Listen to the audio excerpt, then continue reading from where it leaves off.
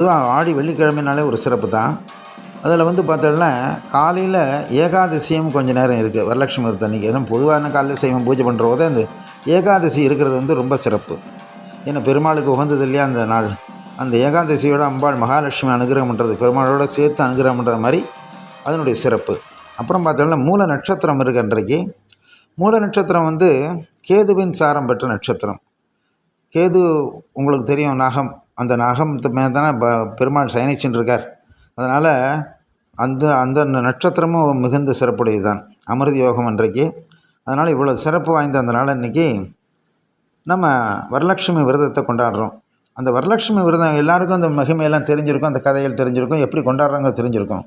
பொதுவாக வந்து பார்த்தோன்னா இந்த நாளில் என்ன விசேஷமாக இருக்கும் அப்படின்னு பார்த்தா, மூல நட்சத்திரத்தில் பிறந்த ஆஞ்சநேயரும் நமக்கு அருள் பாலிக்கிறார் என்று. அந்த தனுர் ராசி